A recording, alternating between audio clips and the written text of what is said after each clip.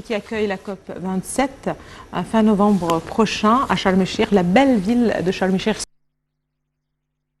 Des projets sont mis en place. C'est le chef du gouvernement, Dr Moustapha Madbouli, qui suit justement les préparatifs de cette ville pour accueillir cette manifestation internationale très importante. Donc, parallèlement, le ministère de la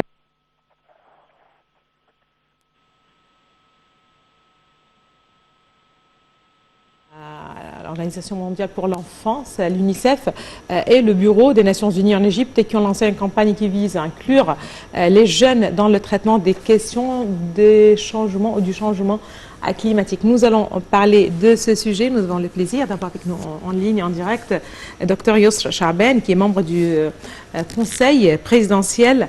Bonjour, Dr Yousra Chaaben. Bonjour. Voilà, c'est l'Égypte qui accueille cette manifestation très importante et un regard aussi de la part du ministère de la Jeunesse et du Sport pour justement inciter la jeunesse égyptienne et les inclure justement dans de telles manifestations. Quel regard vous portez sur ces préparatifs, sur cette initiative qui veut bien que les jeunes du pays soient au courant et justement puissent participer à une telle manifestation? En fait, ça fait partie du programme ou de la culture et la sensibilisation, en fait. Parce que parmi les suggestions les plus importantes et dans le domaine de l'environnement était de bien sensibiliser les jeunes aux problèmes climatiques ou au changement climatique. Et donc, c'est une manière de les sensibiliser et de les intégrer positivement pour prendre en garde en fait les changements climatiques, mais aussi prendre part de responsabilité d'un rôle qu'ils peuvent avoir, que les jeunes peuvent avoir au sein de la société égyptienne. Docteur Yousra Chaaben, dites-nous que va faire cette caravane et quelles sont les activités qu'elle va offrir à nos enfants? En fait, cette initiative va offrir beaucoup d'activités et à titre d'exemple, le ministre de la Jeunesse, il a confirmé récemment qu'il aura lieu un festival pour les enfants qui concerne les changements climatiques, qui s'appelle Atfal. En fait, c'est en lien avec l'international. Je pense la rencontre des enfants au cours des changements climatiques, quelque chose comme ça. Alors, il y aura un festival en octobre qui concerne spécialement les enfants. Et deuxième chose que le ministère de la Jeunesse a proposé, c'est que tous les clubs de jeunesse au Caire et même dans les autres gouvernorats, ils seront réceptifs et ils feront des activités bien plus concrètes sur place pour les jeunes et pour les enfants afin de les sensibiliser à ces situations de changement climatique, à les intégrer d'autant plus dans cet événement très important qui aura lieu en novembre.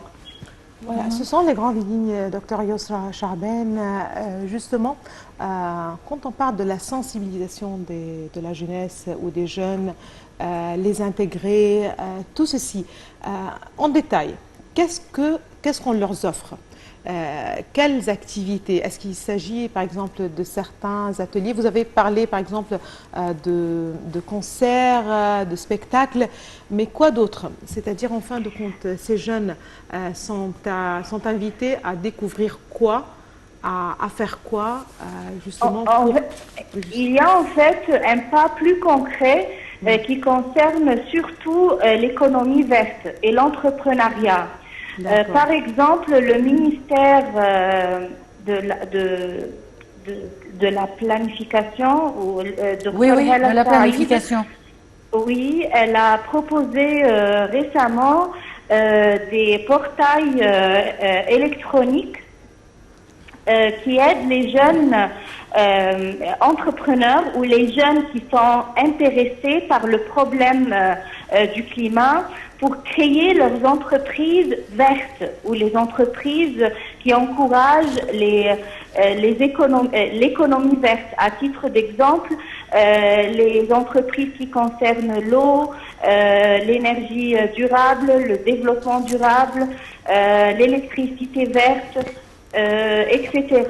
Et donc, en ce moment, il y a des facilités c'est entre économie et investissement. Alors, c'est quelque chose de plus concret, en fait, pas pour les enfants, mais plutôt pour les jeunes entrepreneurs qui veulent prendre des pas dans leur entreprise et veulent être présents, en fait, sur la scène industrielle égyptienne. Et c'est une initiative qui encourage, comme je vous dis, surtout l'économie verte. C'est-à-dire, le ministère, il encourage les projets qui portent sur les thèmes que je viens de vous mentionner. En fait, sont les projets qui encouragent l'économie verte, l'électricité verte, l'énergie durable, etc. Mhm. Bon, docteur Yousra, dites-nous les problèmes les plus pressants de l'environnement aujourd'hui. Consistent en quoi exactement?